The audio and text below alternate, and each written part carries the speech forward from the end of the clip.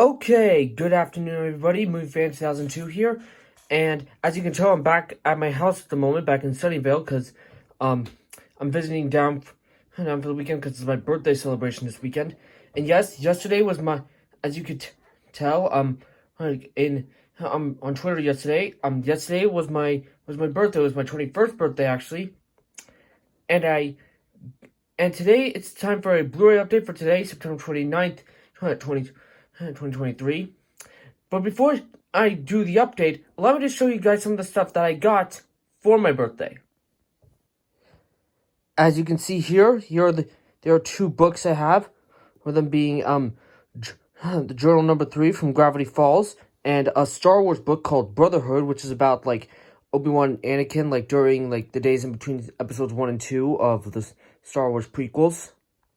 For those who don't know what this is actually an Avatar: The Last Airbender tapestry, where it's actually involving, where it's like the map of like the 4 nations from that show.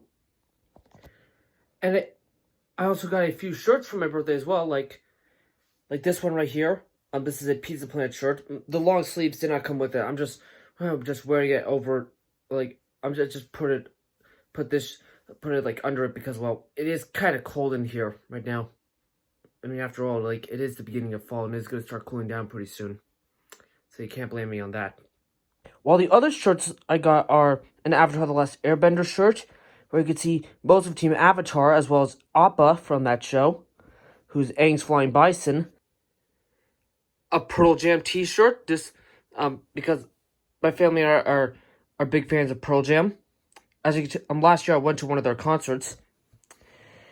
And a Light Glyph long sleeve t-shirt. For those who don't know what a Light Glyph is, from the show The Owl House, like one of the glyphs, there's these things called glyphs that our main character Luz uses in order to create magic, because she's a human, not a witch, so she can't really do magic, aside from, well, in the finale of that show.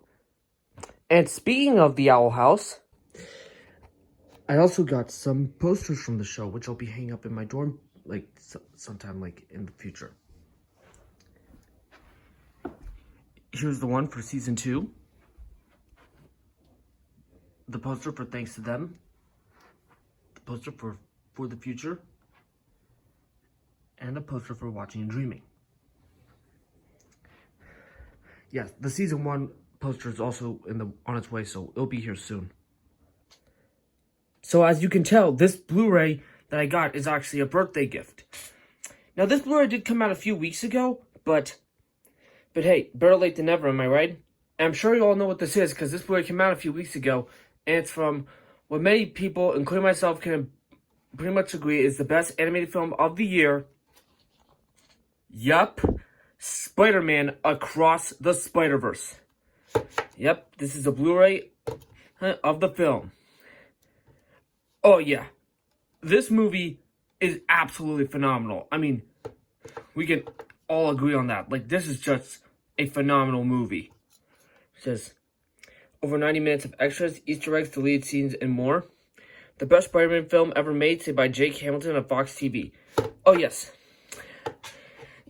Yeah, I did a spoiler-free review when this movie came out back in June. Yeah, I saw this film in theaters twice actually back in June. The first time was back on opening night in at the Dolby in the Dolby Theater at my AMC the AMC Theater in Sunnyvale 12, which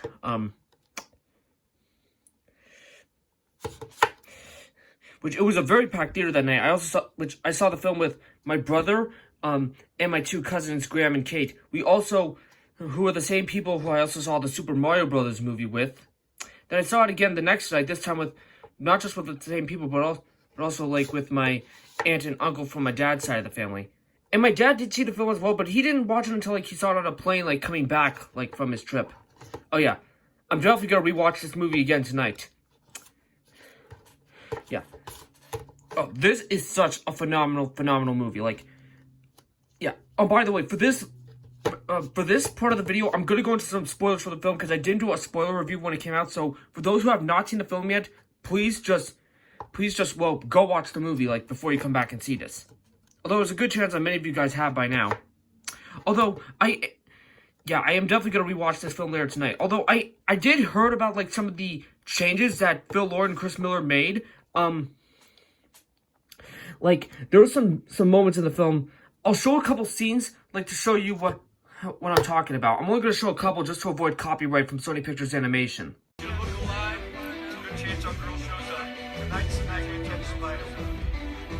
Oh, great. Lala, can you please, Nah, you gotta say it first. call for backup? What? Call for backup. Come on. Please just call for... Yeah, I already called her. But I enjoy that. No. Please, no. Miles, come on.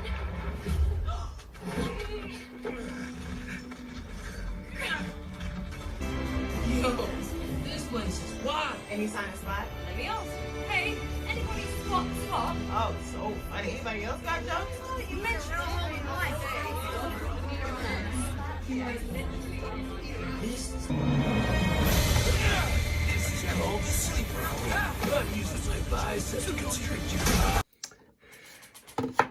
Yeah.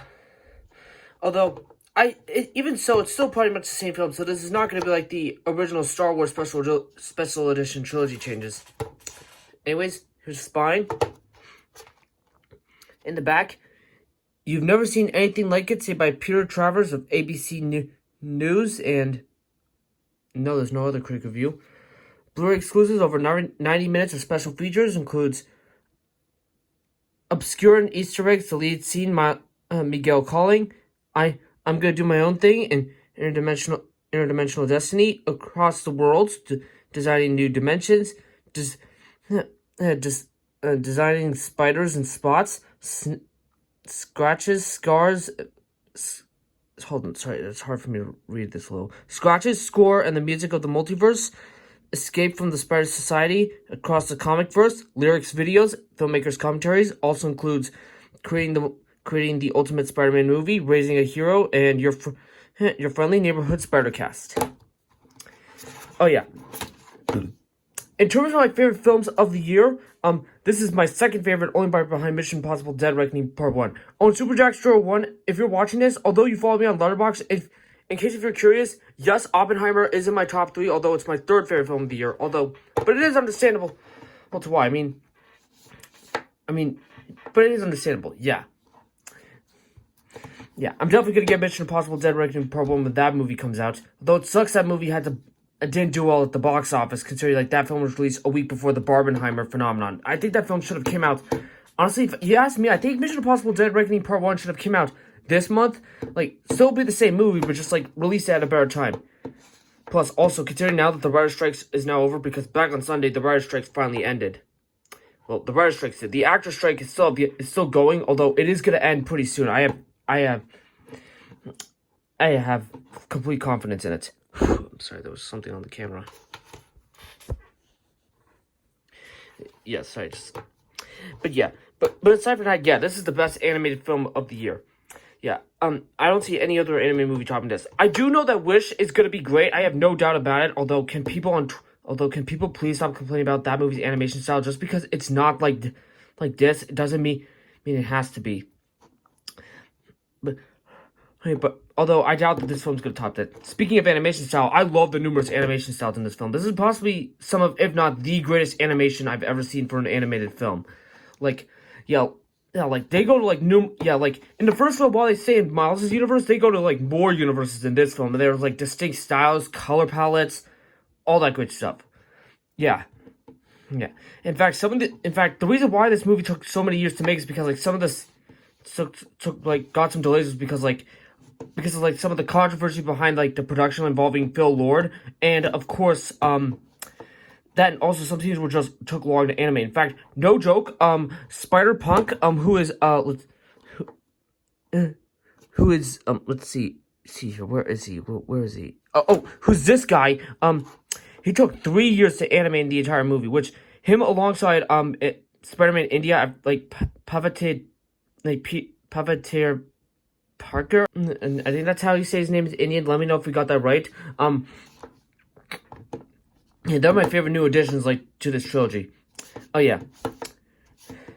Yeah, other stuff, yeah. I also love how the film also goes into, like, some more emotional moments, like, they definitely develop more of Gwen's character. Like, in fact, the first 20 minutes begins with her. Like, they go, like, and like she's dealing like with a lot of stress. Like, and we see like how it leads to much more heartbreaking stuff. And this film also dives deeper into like the whole canon events. I know some people are screwing over because like they think Miguel is like doing the wrong thing, but however, yeah, but you can also see where he is coming from. Like there is some sort of side like although yes, what he's doing is wrong, and I did thought like trapping Miles in a safety compartment, like in a cage, like for no apparent reason, was just a little bit kind of out of the blue. But even so, I thought it did make sense from where he was coming from. I'll talk a few more spoilers after I show, like, what's inside the case.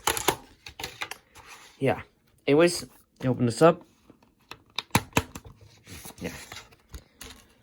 Anyways, here's the digital copy code. Ah, yes, and there's Spider-Man 2, which comes out in a few weeks. I wish I had a PS5, because I really want to get this game.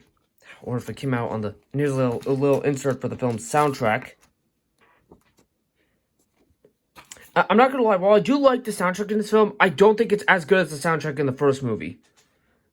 I think it's like the one somewhat downgrade of the first film. Although I said somewhat. I still like the soundtrack though. Anyways, here are the discs. Here's the Blu-ray disc, and you can see Miles and Gwen. And here's the DVD disc, which is a see-through disc, and you can see me recording there. Yeah. I'm just glad that, like... Yeah, I kind of wish the DVD had some artwork on it, but no, what are you going to do? I mean, it still looks nice. It's still nice. But even so, I'm glad, like, at least Sony's still, like, one of the few movie companies that can still put Blu-rays, like, put some artwork on their discs. Yeah. But yeah. Yes, back to the spoilers of this film. The movie still as funny as always. In fact, like, me and my brother have been quoting, like, some of these lines of the films as well. Yeah. Oh, by the way, just a little side note. Unlike the first movie where it took my brother a while to actually warm up to Into the Spider-Verse, my brother loved into this film, like, just immediately after he saw it, like, which couldn't blame him, because, like, everyone else is pretty much praising it. I have been hearing, like, debates of, like, which movie's better, like, Into the Spider-Verse or Across the Spider-Verse. For now, I'm going to say Across the Spider-Verse, because although I've only seen the film twice, but I do think Across the Spider-Verse is the better film, in my opinion. Yeah, I know it's not a complete movie, because spoilers coming up, like, this movie ends on a big cliffhanger, where, at the end of the film, Miles, like, after, like, learning about the canon events, Miles tries to, like, go back to his universe, and this leads to an intense Spider Society chase scene, which took a total of 4 years to animate. Which, by the way, during that scene, during that scene in the Spider Society, we actually get to see a brief appearance of Donald Glover as the Prowler in live action. So yeah, it's a live action slash animation moment.